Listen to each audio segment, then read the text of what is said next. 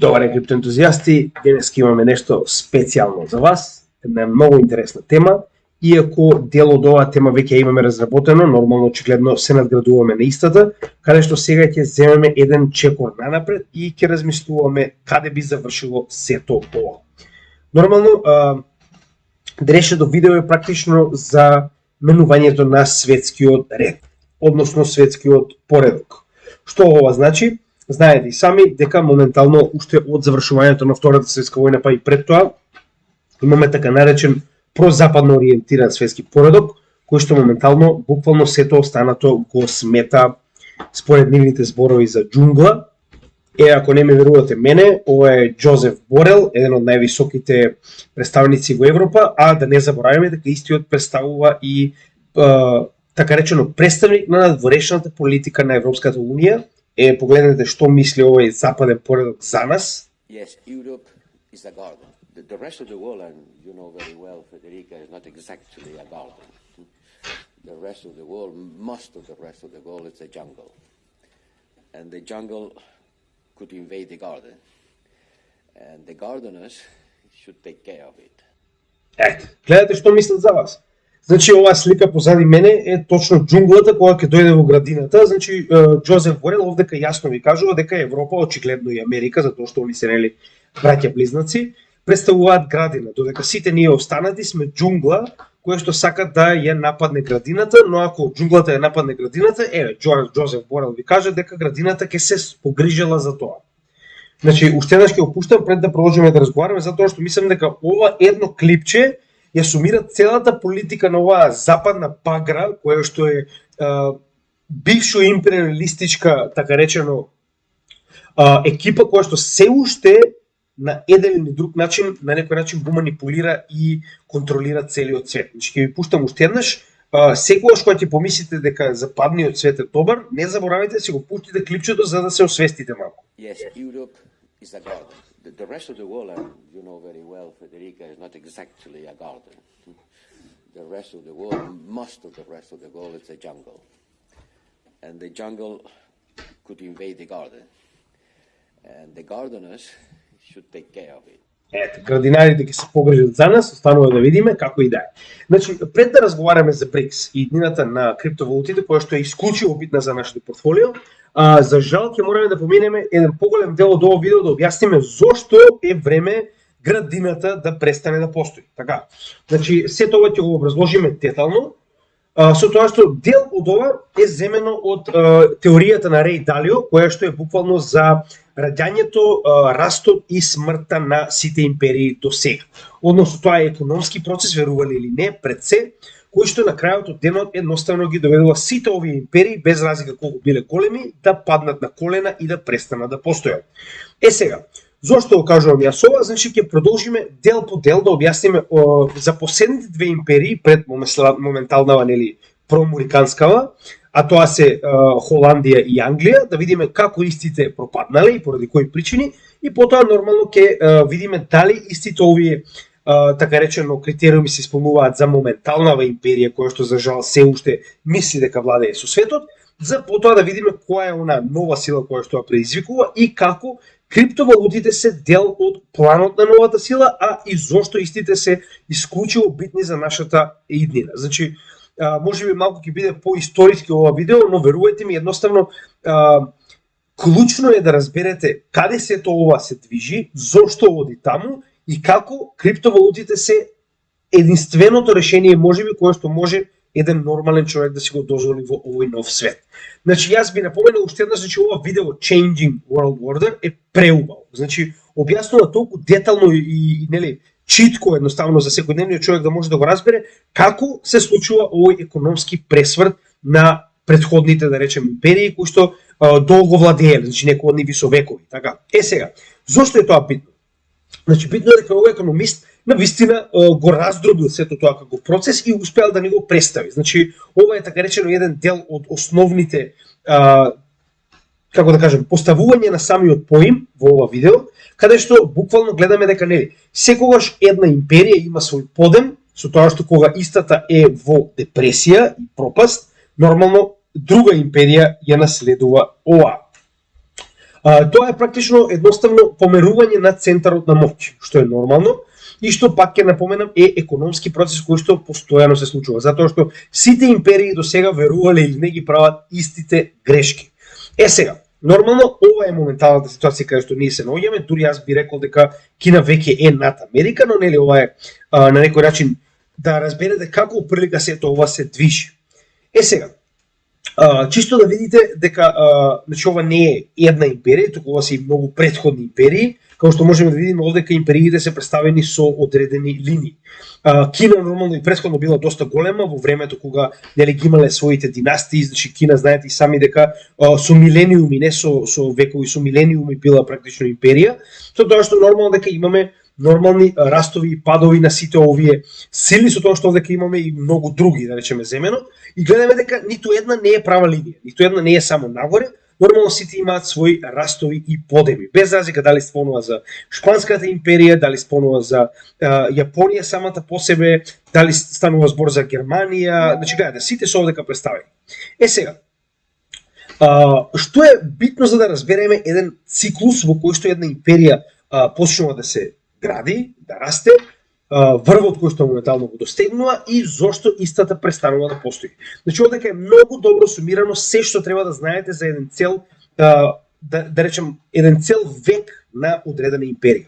Зошто е ова за нас непоимливо? Затоа што ние не сме живееле во време кога една империја пропаѓа, а другата расте. Баре не досега.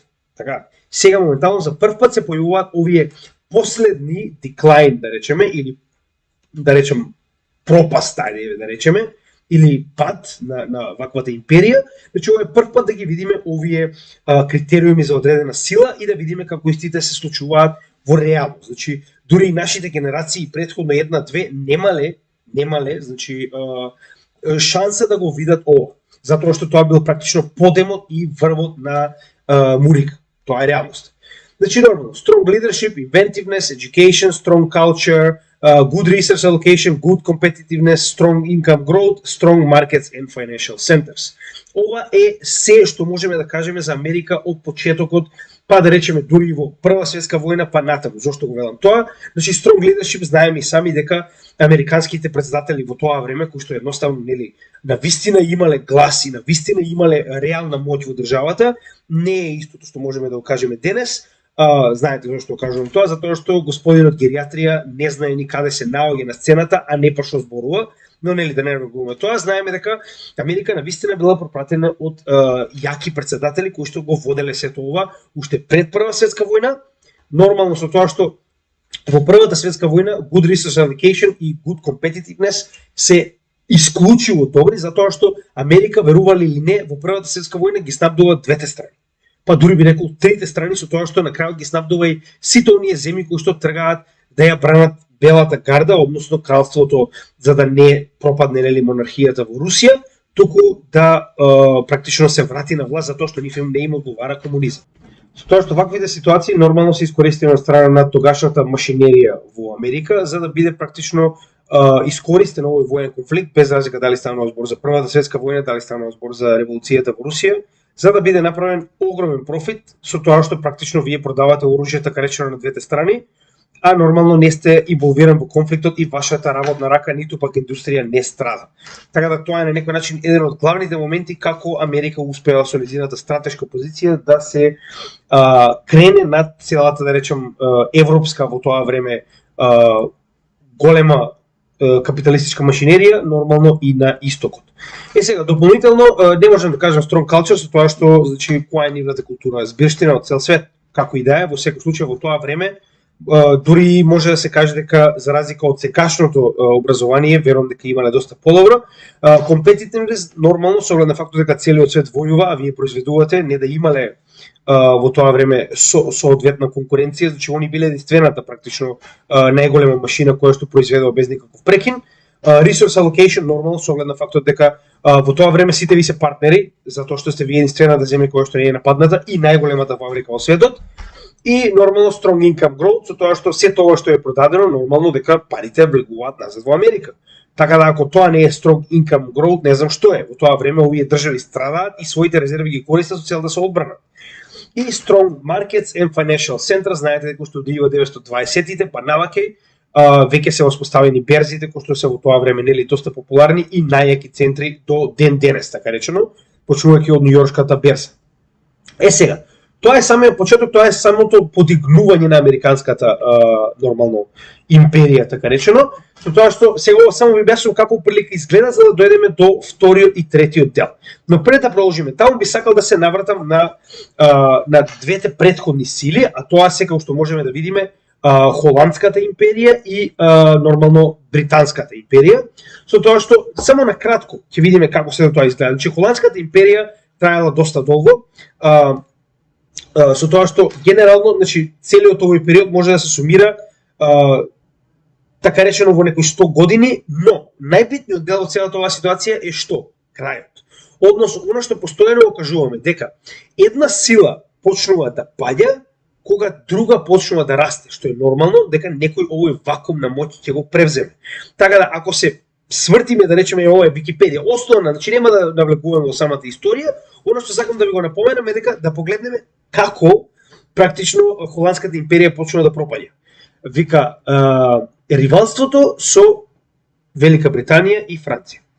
Овдека можеме да видиме дека со Англија имала 3 засебни војни, со тоа што постепено истите ги губи, а на тој начин и Велика Британија практично го добива овој превласт, со тоа што официјално, значи, Холандската империја престанува така речено да постои со ерата на Наполеон, кој што ја освојува цела Холандија.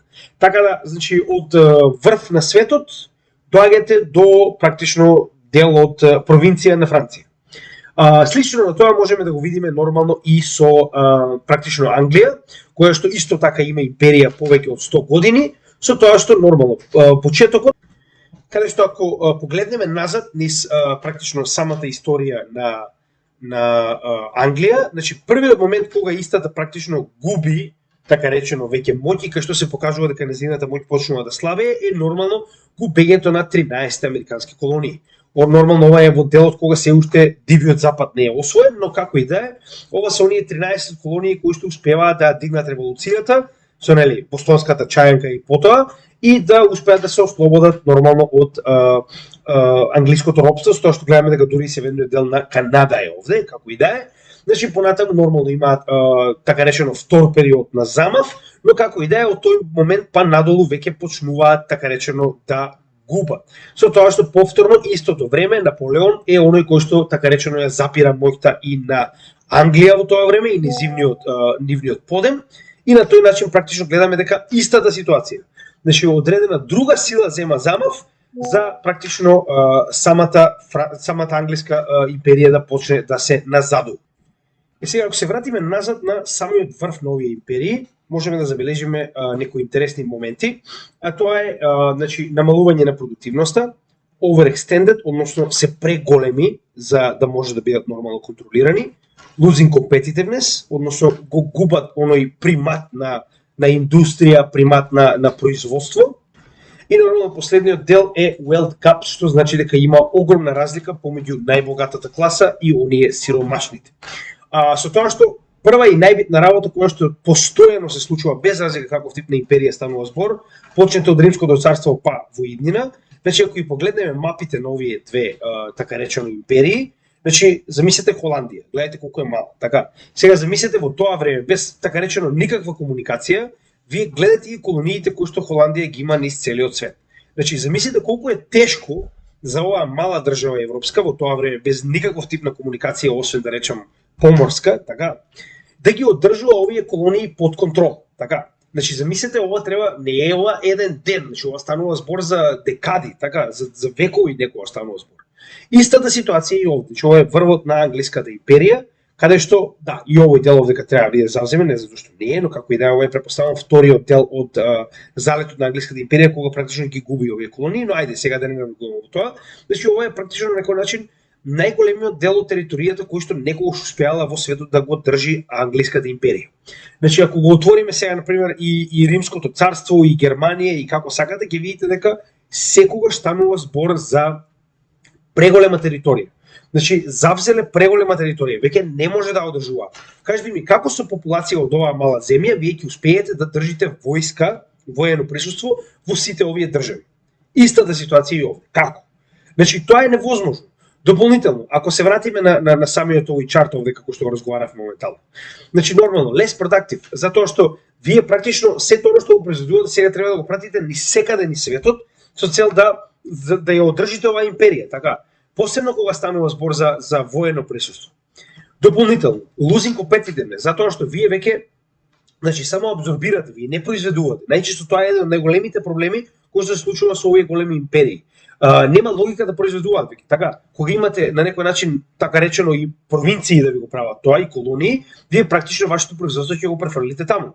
И на тој начин вие на некој начин го истребувате индустријското производство во сопствената земја, што е прост пример со Америка моментално, каде што целото нејзино производство е или лоцирано во Кина, или во Тајван, или во, не знам, Мексико, или било каде, само не во Америка. Зошто они сега најнаш им текне и почнаа да разговараат за реиндустриализација? Затоа што целата индустрија им зависи од практично увоз од Кина, увоз од, не знам, Уругвај, увоз од, не знам, Мексико, така.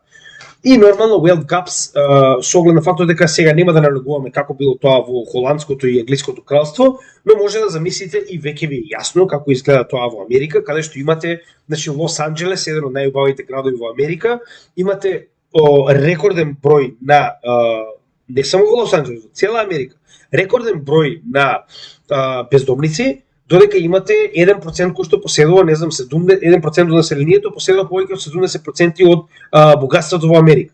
Така да тоа е на некој начин оној врв кој што моментално е достигнат од страна на овие империи, а нормално и од страна на Мурика во овој момент. Сега зошто го кажувам ово? Че ние мораме да видиме која е причината зошто уствари се случува овој пресврт на власта, пресврт на силите во светот. Значи, еве, ако не би беа доволни овие две мапи, каде што може да видите како холандската и англиската империја биле преекстензирани, истото можеме да го видиме и овде со американската воена империја, така речено. Значи, моментално Америка поседува 742 бази во 179 различни држави. Само за ваш контекст, значи светот поседува нешто повеќе од 200 држави. Сега нели тоа малку варира, една плюс, една минус, ајде да кажеме 205-6. Значи вие имате практично 80%, ако не и 85% од светот, барем по една база, така. Значи 171.000, тоа е активен, постојан воен екипаж надвор од својата земја, така. Со тоа што ја верувам дека е многу повеќе, но ајде ова се официјалните. Сега, чисто за да видите колку бази има само во Европа и во Африка, значи секој од овие да речам, едно пинче представува една воена база. Значи, може да погледнете, че ова е страшно. Само во Европа колку поседува. Да не навлегуваме сега Европа и Африка и Блискиот Исток е практично ова. Значи, ова ако не е, која ќе кажат, ама не е крив НАТО, Русија е крива, ама не, НАТО не прави обиколка на Русија моментално од сите страни. Русија е крива поради тоа што НАТО се приближил на Русија, нормално. Сега да не навлегуваме во тој дел. Поентата што е, ова директно покажува на овој дел. Значи, дека имаме overextended, и тоа многу. Значи, многу. Гледате дека моментално Америка губи енормно богатство на пари само за да ги одржи овие воени бази. Значи, да не забораваме на тој дел. Сега, нормално, што ќе направиме след? Значи сега ќе ги погледнеме кои се уствари основните критериуми, сега ќе го приближиме овде, основните критериуми за тоа кога една империја престанува да постои, односно како нејзината моќ паѓа, кои се основните работи кои што треба да се случат, за да кажеме дека навистина тоа е показател на крајот на оваа империја. Че ова се случувало веќе историски не знам колку пати, уште еднаш ќе напоменам, многу од овие земји во светот имале така речено своји 5 минути под сонцето, така да истата ситуација е моментално и со Америка. Но уште еднаш ќе напоменам, нас тоа ни е непоимливо затоа што ние не сме го живееле тоа. Историски гледано, ако погледнеме наназад, како што веќе покажавме, тоа е многу нормална работа. Но гледано од принцип на дали ние сме го доживееле тоа, за нас тоа е непоимливо. Затоа и многу пати кога зборувам дека Америка, значи не е прашање на дали, прашање на кога ќе престане да биде тоа што е моментално, многу од луѓето ние НАТО-ботови се каваме, немаша, глупости и тоа. Значи, сега ќе провериме, например, че ова е историски докажано, така, ова е наука. Каде што историски се гледа, според економски појави кои што моментално ги гледаме, дека една земја веќе почнала да навлегува во овој аспект. Значи, decline, така. Сега. Голем долг, така. Значи, веќе преминавме одамна преку overextended. Тоа очигледно е, така. Голем долг. Да погледнеме што се случува со долгот моментално на Америка. Значи, они се 32,5 трилиони во долг. Така, со тоа што само за да ви стане оприлика јасно колку е тоа голем долг, значи од 1922 година, погледнете. Они до 1982 година успеале да стигнат така речено негде околу 5 трилиони, гледаме дека од практично 45-та па до 82-та релативно задолжувањето се држи на истото ова ниво. И гледаме дека од 82-та година, практично ова е така речено негде крајот на гладната војна, кога земаат замав дека целиот свет е нивни, гледате што случува. Значи, они направиле рекордно задолжување. Они од 82-та година до сега, што е така речено 25 години, си видите 45 години, успеале да се задолжат 6 пати повеќе од претходните 60 години. Значи, 60 години им требале да стигнат до 5 трилиони, а за 40 години стигнале до 30 трилиони. Сега, да не навргуваме ово, но само ќе ви напоменем една работа. Замислете колку е интересот, колку е така речено каматата која што мора да плаќаат на сите овие луѓе на кои што им должат за да поседуваат долг од 30,9 трилиони. Ова се случува затоа што Америка постојано зема нов долг за да го врати претходниот. И се повеќе и повеќе се задолжува. А со тоа каматите постојано растат. Ќе дојде момент многу скоро кога Америка нема да може со својот да речеме она што го собира од даноци, така, тоа е основниот приход на државата, нема да може да го покрие, нема да ни каматата да може да ја покрие. Значи јас верувам дека вие сте запознаени со лихварски случаи дома, каде што ситуацијата доаѓа до момент каде што вие веќе не може да платите ни она што го должите како камата, а не по основниот долг. Па таму моментално се движи американското општество. И ова не е моја измислица, ова е нивна официјална страна. Значи ова се страни кои што може да ги најдете многу едноставно. Treasury Gov, така. Мислам дека ова е нивно, че сето ова што гледате моментално се општо позната информација, ова не е ништо теорија на заговор или слично. Следна работа, значи ова е за сите НАТО потови кои што моментално седат и им е тешко, да им кажам да не мора да им биде тешко, значи не е до нив, тоа е реалност. Следен момент. Принтање на пари. Значи ова е М2 кривата на Америка, каде што гледаме дека истата ситуација, значи од 1960 година па до така речено, можеме да кажеме 2010 година, значи тоа е веднаш после самата финансиска криза која што они сами ја предизвикуваат. Имаме некој нормален тек на постепено принтање на поголема сума на пари. После 2010 година имаме енормно ненормално принтање на пари. А знаете и сами дека многу од светските империи, значи Римското царство го направило тоа, со практично кратење на големината на златните пари, кои што се користеле во тоа време, со цел да може да произведе повеќе. Вајмерската република, односно тоа е Германија, така речено, во и после Првата светска војна го направиле исто така што направиле хиперинфлација поради енормно принтање на пари, со цел да ги платат своите достасани долгови и репарации. Значи, моментално гледаме дека исто да се случува и во Америка. Иако ова беше така речено дел кој што е поради самата ковид криза, но претходно ова не е ковид кризата, претходно ова е нивната финансиска криза која што сами ја предизвикале. Така да, и овој услов е исполнет. Значи имаме енормно принтање на пари. Значи гледаме дека само овој дел моментално од 2020 година до 2020 година на крајот, за една година, они успеале да испринтаат така речено 4 трилиони долари успеале да испринтаат од 16 до 20. 4 трилиони долари успеале да испринтаат. Може да замислите. Тоа е огромно количество на пари. Ако го споредиме, значи нив им требало од 1960 па до 1990, 30 години им требало за првите 4 трилиона долари да бидат испринтани. 30 години. Они тоа дека го направиле во една. Значи ако ова не е енормно принтање на пари, не знам што е. Internal конфликт. Значи internal конфликт не можам да кажам дека навистина постои, но наскоро ќе постои. Значи јужниот дел од Америка, ако сте биле, јас сум имал за жал да речем искуство да бидам не знам колку пати и во Лос Анџелес, и во Мајами, и во Сан Франциско, и во Њу Јорк, значи како и да е. Идејата која е? Оние јужни градови, се што се наоѓа од Лос Анџелес надолу и од Мајами надолу, тоа не е мурика како што вие замислувате, не знам, бели луѓе. Тоа се Хиспанија, значи сето тоа е населено од латиноамериканци. Сето тоа. Значи не може да вие да испаднете во Мајами и да зборувате англиски, не ве разбираат. Исто да се случува и со Лос Анџелес, можеби во некој не знам ресторан. но генерално популацијата зборува шпански.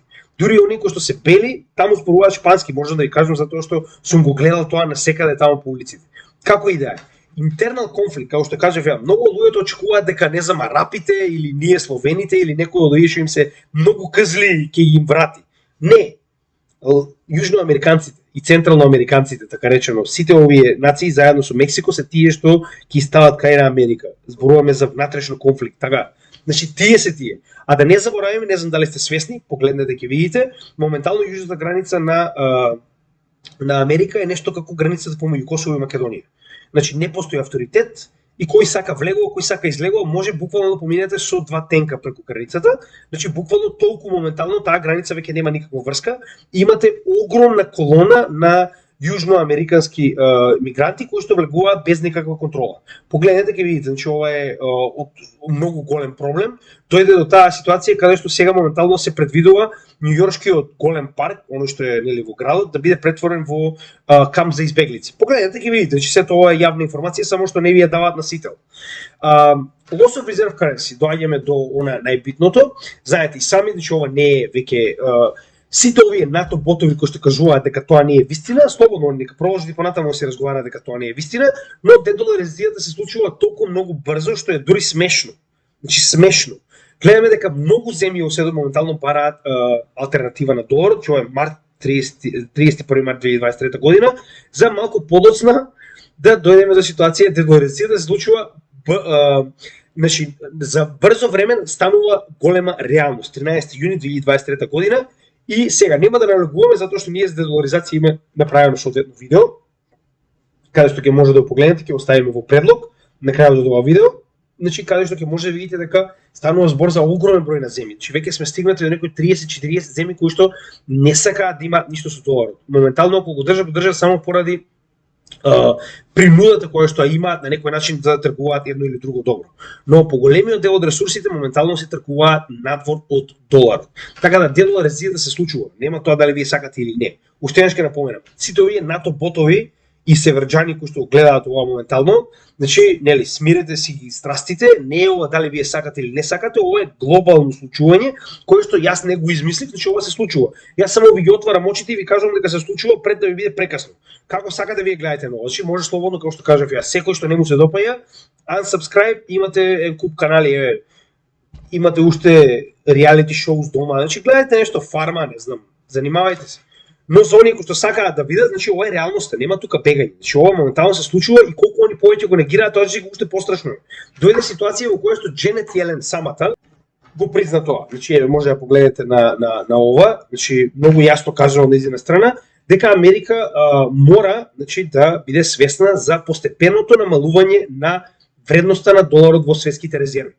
Значи ова вие од Treasury секретари на Америка. Ако она ве лаже, тогаш е, нели, разговарајте си, таму имате представници од НАТО, ќе ви кажат нешто посигурно ако не, ако она ве лаже, разбирате. Така да што ќе напоменам, значи зелената тоалетна хартија станува буквално тоа, зелена тоалетна хартија. Сега, гледаме дека досега сите овие се исполнети, сите.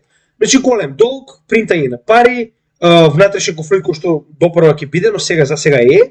Loss of reserve currency, очигледно се случува, нема тоа дали сакаат или не. Overextended, тоа мислам дека треба да биде во овие, но како и да е.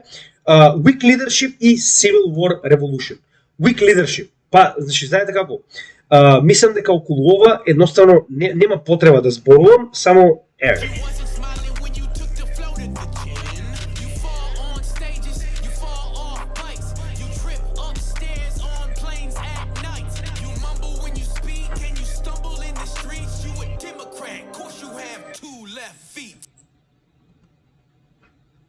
Треба ли да кажам нешто? Дури нема ли да ги пуштам клиповите кај што не знае за што зборува или кај што нели се ракува со невидливи луѓе. Значи мислам дека ова треба да биде јасно во однос на која раководи државата и уште еднаш ќе напоменам, не заборавајте дека дедото е задолжен за 50% од нуклеарниот арсенал во светот. Не е 50, некои 30. Значи не се секирате во сигурни раци се нуклеарки. Ето така. Уште еднаш нели да ви биде јасно со кого имате работа, како и да е. Значи weak leadership, ја мислам дека Како да ви објаснам, ја искрено мислам дека Трамп е најлошото што може да му се случи на американскиот народ, ама ја не бев свесен за оваа звезда од гериатрија, како и да е. Civil War Revolution, значи овој интернет конфликт најчесто се претвара во Civil War Revolution. Што уште ќе напоменам, значи одете сега на југот и кажете дека треба да зборуваат на англиски, само тоа ќе кажам, па ќе видите што е тоа револуција. Значи не може на есе да му кажете дека ќе треба да зборува на англиски. Тоа е научна фантастика, тој да заврши. Како и да е, Тексас наскоро ќе биде повторно Мексико, кој знае. Сега многу битна работа, сега навргуваме во главниот дел. Значи мислам дека од сето ова што го објасниме до сега, јасно е дека ова е реалност. Значи ова не е сон, ова не е далеку, ова моментално се случува. Ние го гледаме со сопствените очи. Значи моравме да го објасниме сето ова за да сватите дека ова е вистина. Затоа што многу ботови гледам дека им е тешко и не може да го разберат тоа, затоа што на Сител и на не знам таму што гледаат таа еден, им кажале дека не е тоа реално, тоа е само пропаганда на непријателите. Значи ова не е пропаганда, ова се документирани информации кои што ви ги давам директно од изворот, најчесто од Мурика, така. Па сега вие видите дали ова станува збор за пропаганда или не. Сега, значи овој дел го мислам објаснивме, нема тука веќе место за дискусија, се знае дека ова се случува. Значи можеме да завршиме таму. Сега, да се навратиме на делот каде што веќе знаеме кој следи, така. Значи нема тука дали сакаме или не. Следене БРИКС, тоа е тоа. Со тоа што Кина во оваа ситуација, како предводник на како најака економија во светот и како најака економија во БРИКС, очигледно, го води овој бран на реформи, каде што од еднополарен свет, каде што Америка кажува што ќе биде, се оди кон мултиполарен свет, каде што се обидуваат да направат повеќе центри на моќ кои што одлучуваат заедно.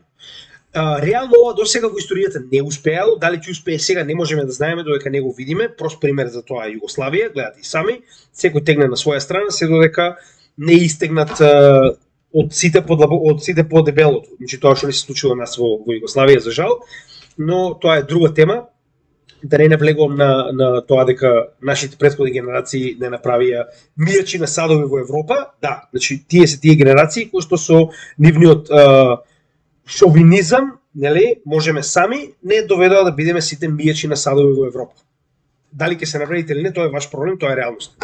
Сега, да навлеземе во овој дел. Значи, самитот на БРИКС е така речено почеток на крајот за Америка. Зошто го велам тоа? 22 август, значи запамтете го што ја кажувам сега моментално, е буквално, значи гледате дури овдека убаво си го запишале. The quest for a new world order. Значи, тоа е тоа што ви го кажувам. New World Order.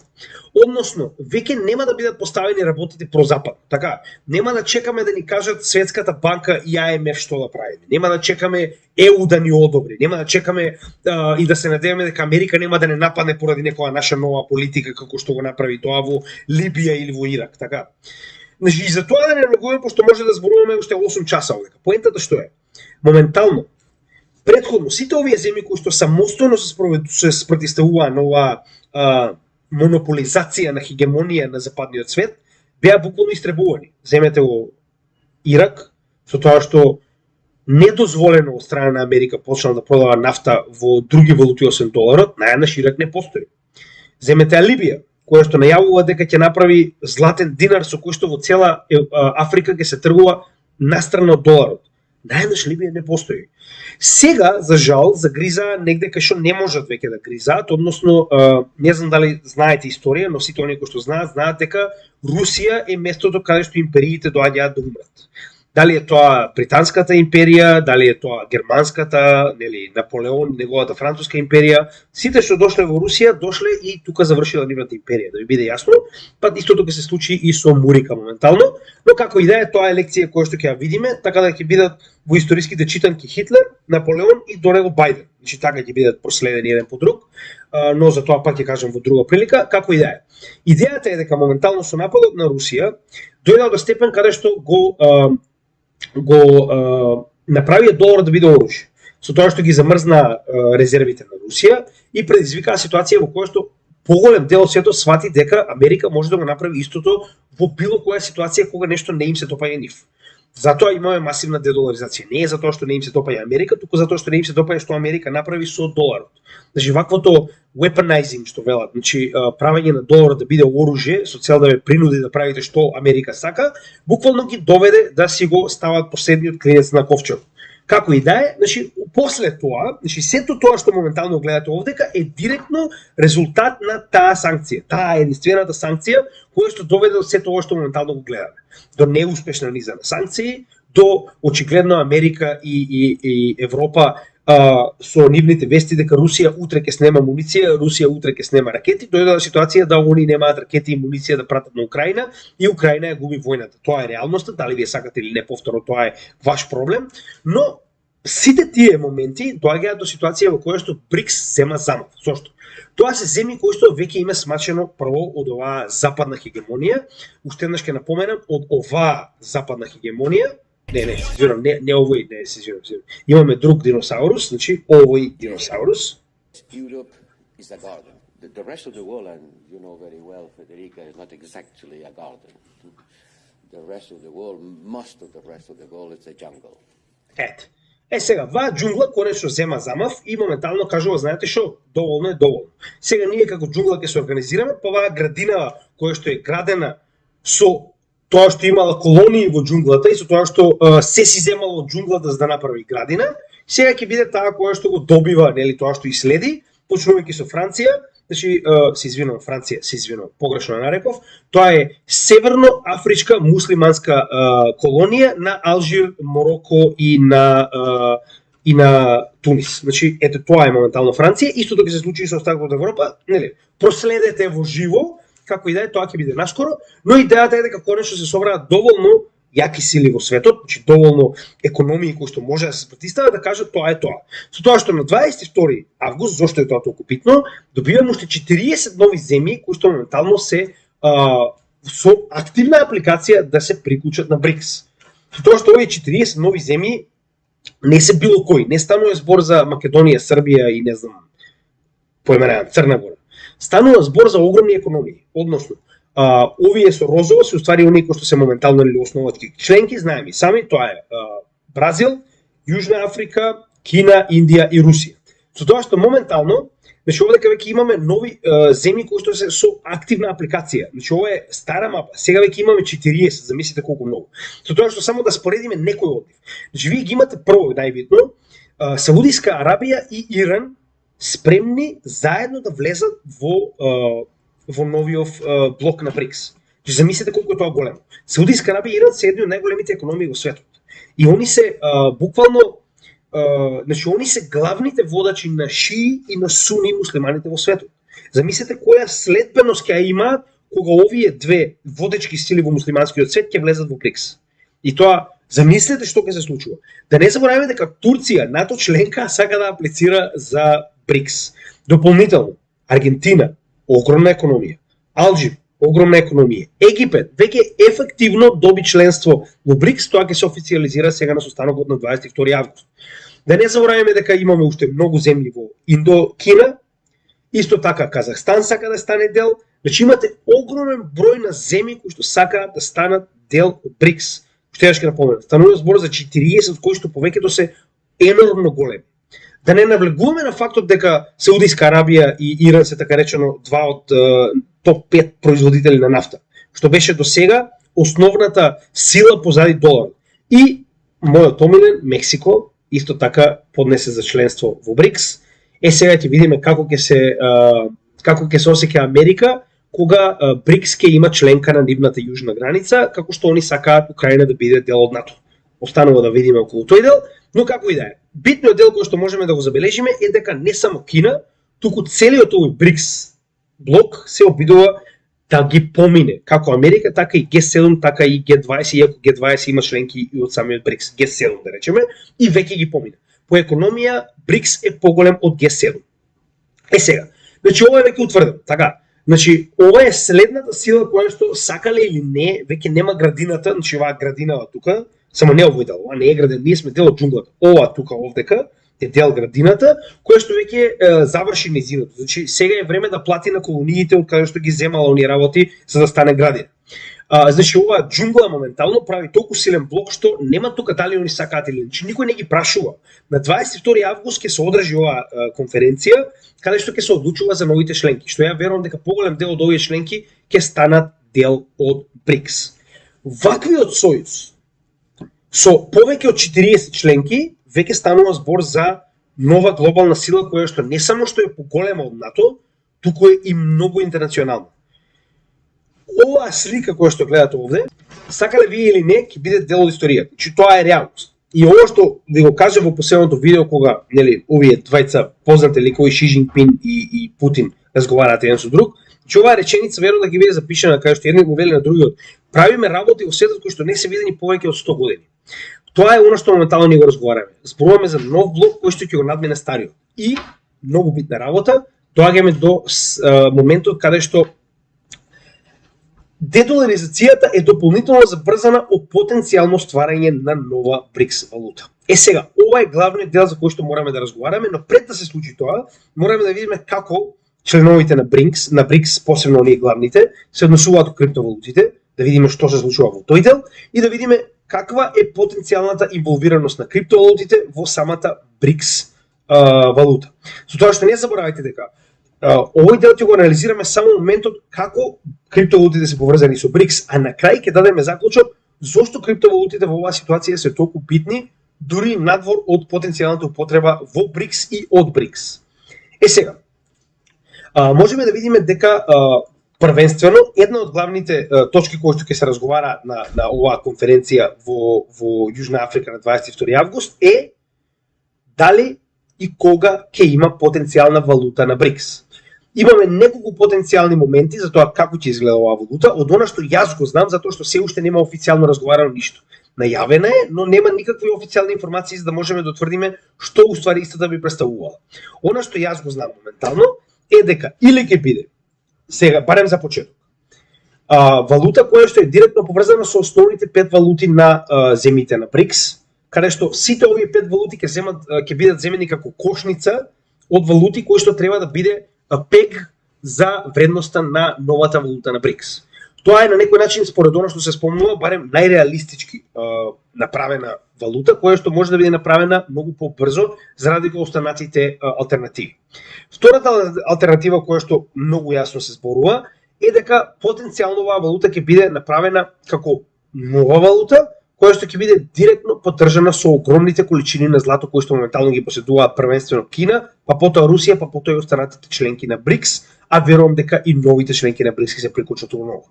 Со тоа што одека разговорите според некои најави и тоа онаа интернационална банка која што моментално ја поседува Кина, посебно БРИКС, тоа е значи онаа банка за инвестиции на БРИКС која што е своевидно замена за Светската банка и Интернационалниот монетарен фонд. Што значи дека во оваа ситуација се доаѓа до според некои изјави кои што ги дава оваа банка, дека на почетокот ќе биде направено како златно, golden backed currency, а потоа се оди до тој степен да оваа валута ќе може да биде заменлива за злато во било која од земјите на БРИКС. Значи, се оди до тој степен да се вради златната резерва, што секоја членка од БРИКС ќе може на било кој човек или компанија да му ги замени овие пари за злато во било кое време.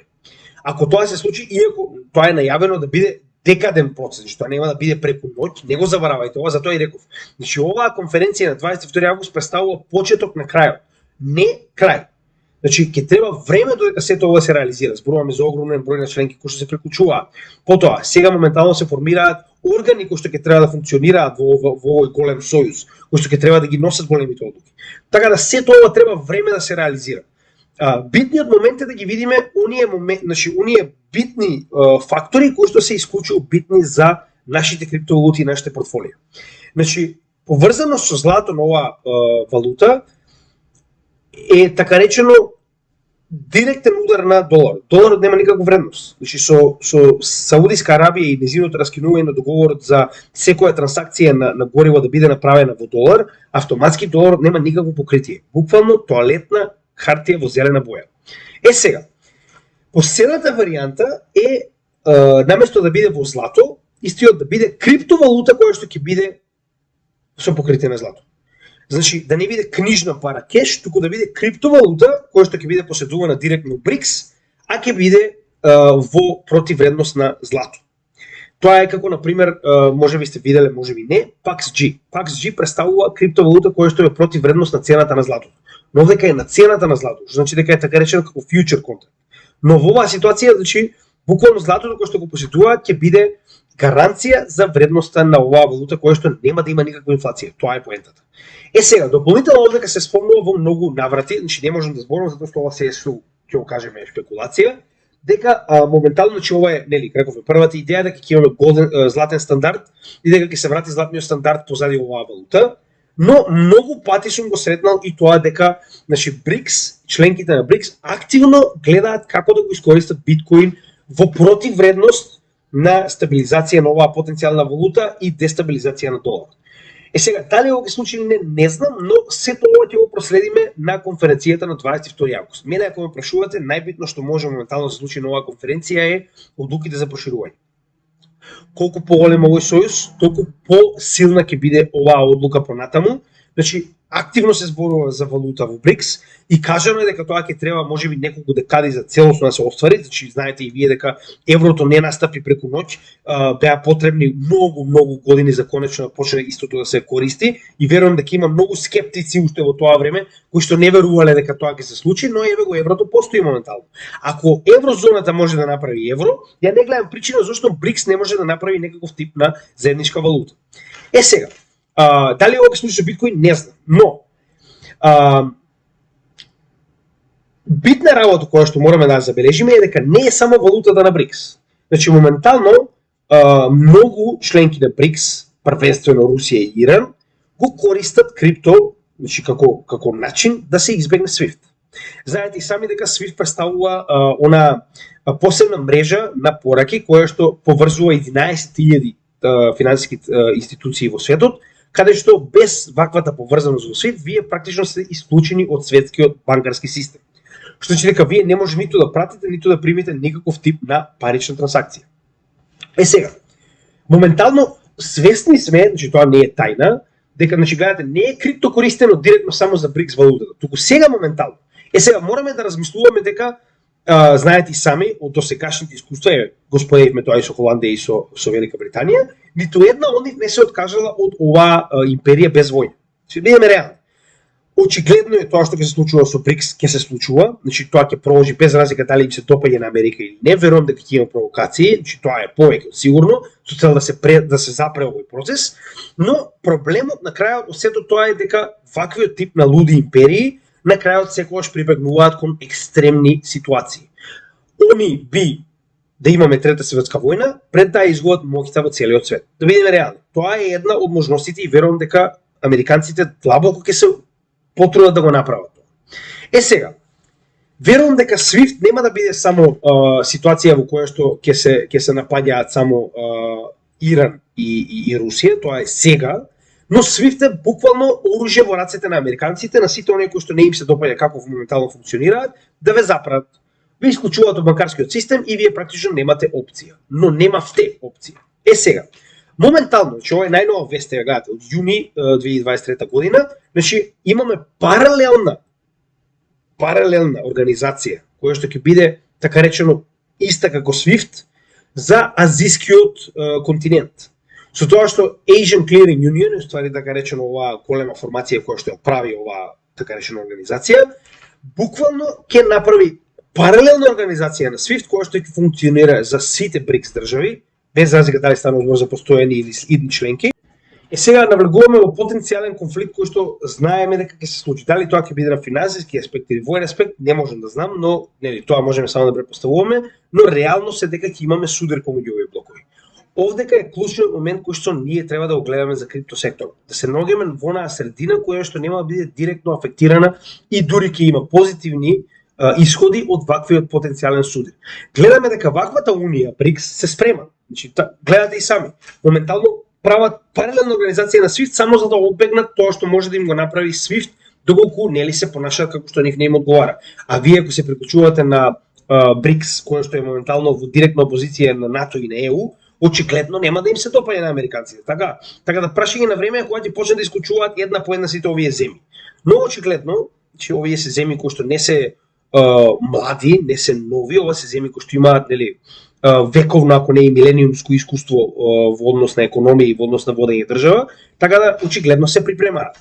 Сега, Значи, очигледно, ваквата паралелна организација на SWIFT е со цел да се одбегне таквото нападење од страна на постоечката SWIFT на овие земји. Дополнително да не забораваме дека моментално, значи и Русија и Иран официјално користат криптовалути за да ги надминат овие SWIFT практично банирање. Значи, ако вие не ми дозволите да функционирам со банкарски сметки, аз можам да функционирам со крипто. Во превод, ако јас имам за продавање нафта, а не знам, Индија сака да ја купи оваа нафта, јас не морам да им ја продавам за долари, можам да им ја продавам за, не знам, 300 биткоина, така. А тоа е нешто што знаете и сами дека владата не може да го запре.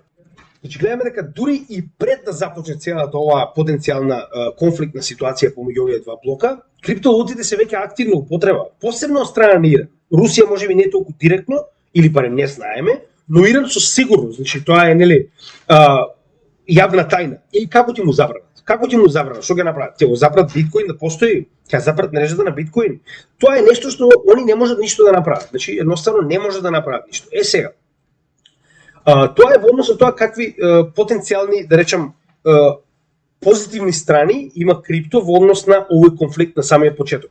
Односно, надминувањето на овие потенцијални, да речем, закочувања од страна на SWIFT сигурно може да биде направено со криптовалутите.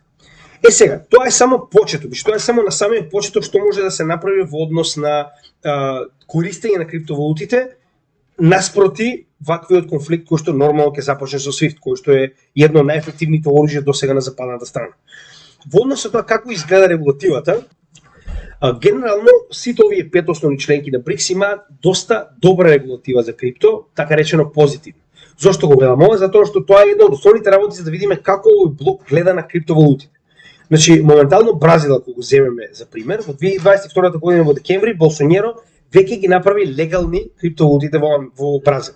А дополнително можеме да видиме дека се популарни. Значи, дури во Бразил е дозволено и банките да држат кастади на криптовалути. Дури имаме и видено примери во кои што на банкарската сметка луѓето имаат реаи и имаат, не знам, етериум. Русија, истата ситуација. Значи во Русија, иако не е возможно практично да бидат користени како legal tender, како средство за плаќање, криптовалутите се целосно легални. Само што ако веќе имате некаков тип на криптооперација, да бидете некаков тип на криптопровайдер, без разлика дали е тоа менувачница или кастади или тргување или што и да е, мора да бидете пријавени во соодветните органи. Ќе поразговарам малку повеќе за Русија, затоа што има уште некои поинтересни работи. Знаете и сами дека Русија и Кина се така речено двете најголеми економии и нормално верувам дека ќе имаат и најголемо право на глас во оваа унија, што е реално. Индија е следна, со тоа што Индија, не знам како да ви кажам, значи Индија прво не знае ни кај се наоѓа. Они не знаат дали се дел од G20, дали се дел од БРИКС, во исто време се дел од НАТО плюс. Не знам, значи Индија и сама не знае кај тера, ама тоа е од страв дека нели Кина ќе и направи проблем со оглед на фактот дека Индија и Кина имаат нели меѓусебни проблеми за границите, а нормално и ривалството во однос на превземање на нели потенцијално следното место на суперсила во светот. Кина знаеме и сами дека официјално од 2017 година криптовалутите, но не криптовалутите, туку трансакциите на криптовалути се нелегални. Но не и поседување на криптовалути, тоа е интересно. Че вие не можете да правите трансакции од еден на друг човек во Кина, ако тоа е направено со цел да биде плаќање. Но да ги поседувате смеете. Тоа е интересно. Малку повеќе за Кина нормално во следниот дел. Јужна Африка исто така е практично така речено целосно се легализирани, само што нели имаат соодветен авторитет кој што се занимава со практично давање на соодветни дозволи, но како и да е Јужна Африка генерално се доста позитивно настроени кон криптовалути. Значи со исклучок на Индија не е лошо во целиот блок. Зошто велам со исклучок на Индија, иако моментално Кина е под бан, сега ќе ви кажам зашто го велам тоа. Значи прво да видиме што се случува во самата Кина, како што кажав. Значи моментално Хонг Конг не само што веќе има регулатива која што се занимава со практично водење на така речено следниот криптобран, каде што нели легално ќе бидат веќе воспоставени именувачици и слично, туку самата влада на Хонг Конг, која што е така речено нели две држави и еден систем, значи затоа и Хонг Конг има своја така речено влада, врши притисок врз најголемите банки да овозможат соработка со криптовалутите. Значи криптопроектите зборувам, без разлика дали е менувачница, дали е нешто друго. Значи моментално ги принудија така речено HSBC Standard Chartered да практично почнат да нудат криптовалути како дел од custody providing на своите клиенти. Значи, до тој степен Хонг Конг се обидува да ги адаптира криптовалутите со цел да го превземе оној капитал кој што моментално бега од Америка. А дополнително на тоа, останува тоа што јас го мислам, кој што и многу луѓе го потврдија сега, дека Хонг Конг е буквално сендбокс за тоа како би изгледало легално користење на криптовалути во Кина. Зошто е тоа така? Веќе напоменавме 2017 година. Зошто се случи банот на криптовалути во Кина и онаа голема миграција на мајнери? Затоа што Кина го воведуваше дигиталниот юен, да бидеме реални. CBDC-то на Кина можеби немаше никогаш да успее ако не го направеа тој бан.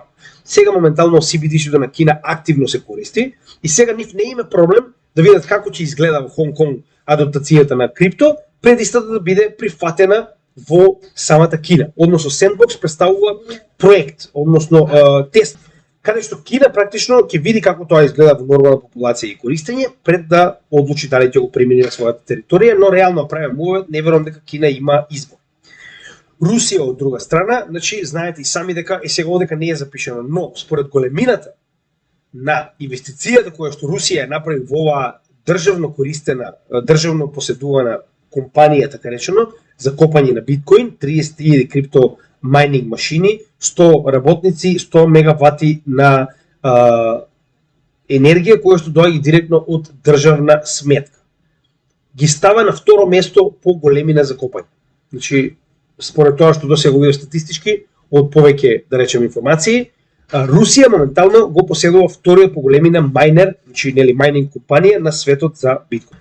Така да, тоа мислам дека многу јасно ви кажува каде стои Русија во однос на криптовалутите и нивното користење во иднина, со тоа што да не забораваме дека пред некое време имаа најава за формирање на државно поседувана менувачица за размена на криптовалути, со тоа што моментално, значи, ваквиот план е прекинат, со тоа што Думата во Русија одлучува дека наместо да отворат државно поседувана компанија ќе направат напори да биде што полесно регулирана оваа сфера со цел многу повеќе компании да можат да отворат таков тип на бизнис. Односно, наместо да биде државно контролирана, ќе биде приватно контролирана, а државата ќе се завземе да направи соодветна регулатива да го олесни патот на крипто во Русија.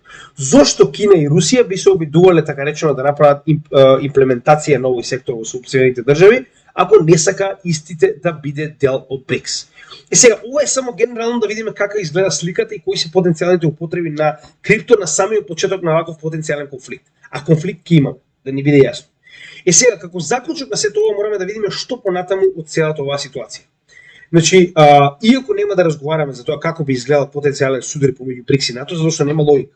Значи, ние не можеме да го предвидиме тоа, можеме само да замислиме како што тоа би изгледало, но како и да е. Потенцијалниот судар помеѓу овие две страни и исходот од истиот, кој би бил, нели, победник, нас воопшто не е битно.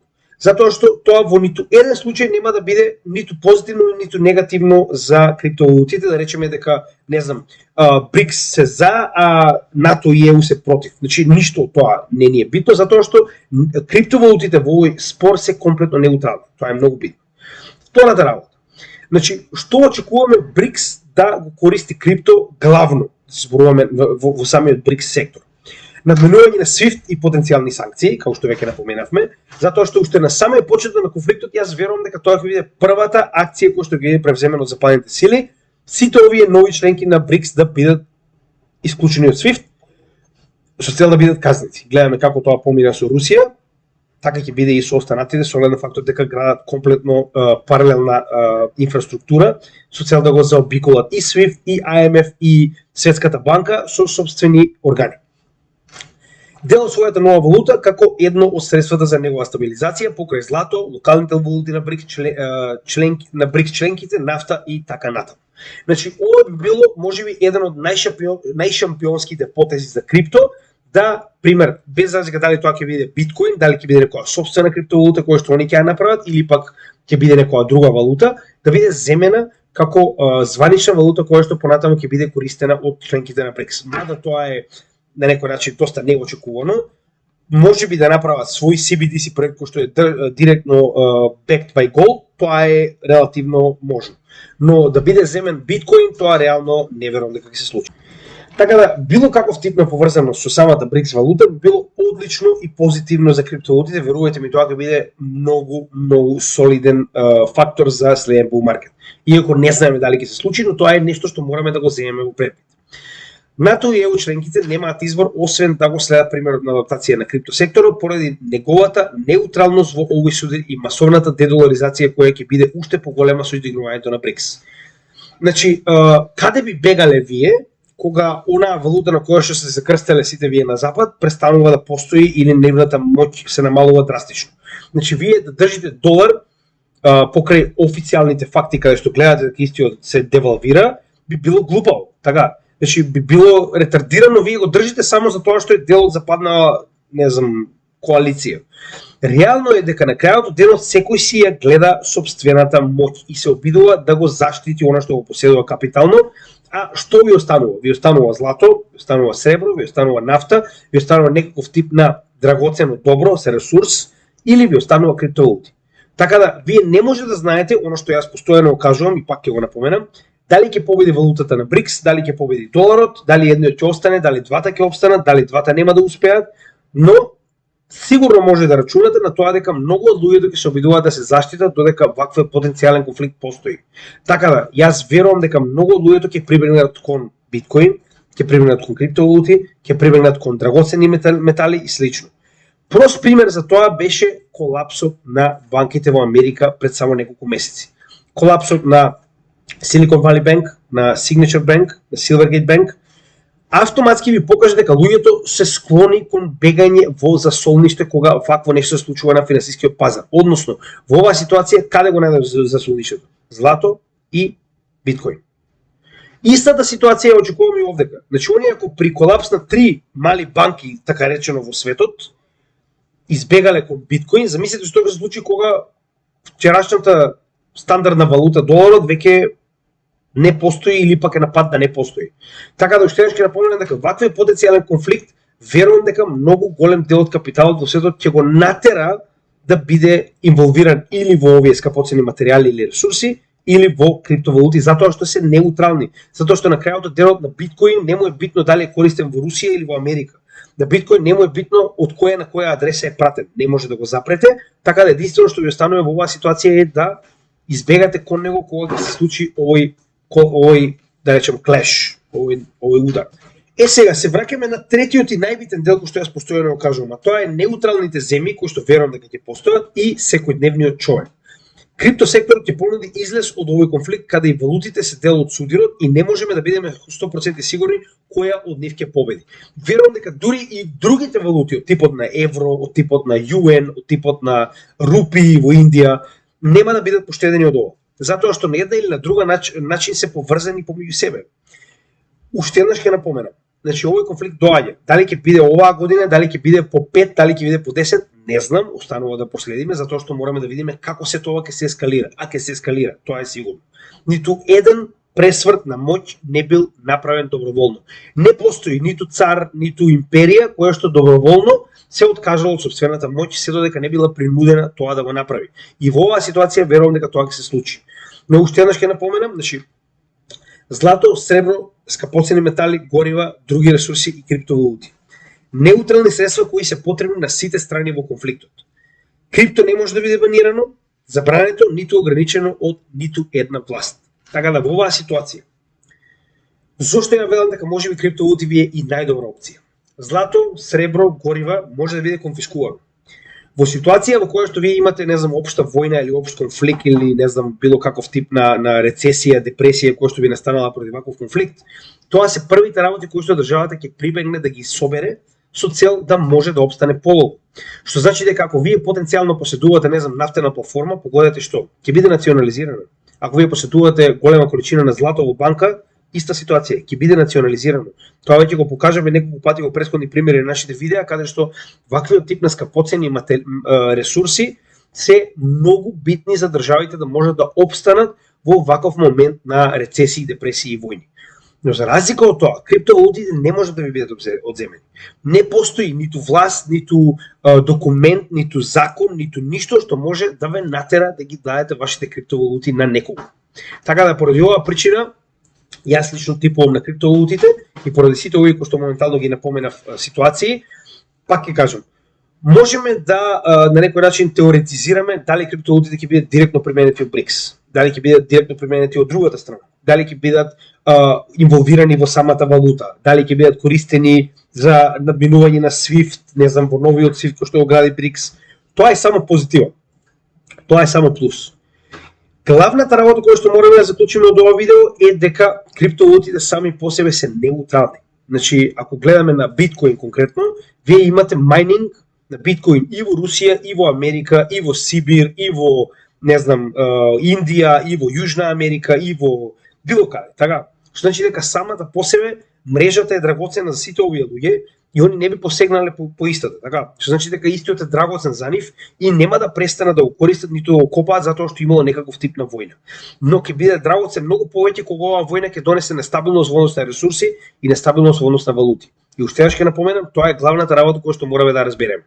На страна од тоа што имаме масовна адаптација на крипто која што само што не се случила, крипто како неутрална страна во овој конфликт кој што сигурно ќе се случи, верувам дека ќе испадне како апсолутен шампион во однос на спасување на капиталот, посебно на секојдневниот човек. Значи не ме интересира за богаташите, но посебно секојдневниот човек верувам дека крипто ќе биде главната работа како да го заштитиме нашиот капитал. Сепак, на крајот денот не заборавајте че ова е моје мислење, ова е моје истражување, секој од вас треба да направи сопствено истражување и не можете да се базирате на едно. Ве охрабрил да погледнете многу повеќе материјал. Уште еднаш ќе се вратам на почетокот, значи погледнете го Changing World Order од Рей Далио, тоа е како почеток, за да видите како изгледа промената на еден светски поредок од една кон друга сила и нормално понатаму продолжете да истражувате. Значи овој канал е овде само за да ви помогне при основите на едукација. Секој од вас мора да се надгради сам. Како и секогаш знаете и сами дека ова е канал на македонски јазик, бесплатен и секогаш ќе биде тоа. И единствена работа која што ја бараме од вас е доколку ви се допадна материјата која што ја излагаме за вас, да го проширите и да го понудите на други македонци со цел оваа материја да не биде залуд да направи. Нормално оние основни работи како лайк, шер, subscribe и комент би биле многу пожелни за нас со цел да му помогнеме на YouTube алгоритмот да го прошири нашиот материјал и пак ќе кажам со ова се надевам дека помогнавме за надградба на вашето знаење и на вашето портфолио. Тоа е целта на нашиот канал. Ви благодарам, имајте добар ден и се гледаме во следното видео. Поздрав од Крипто Гемиџија. Киров репорти.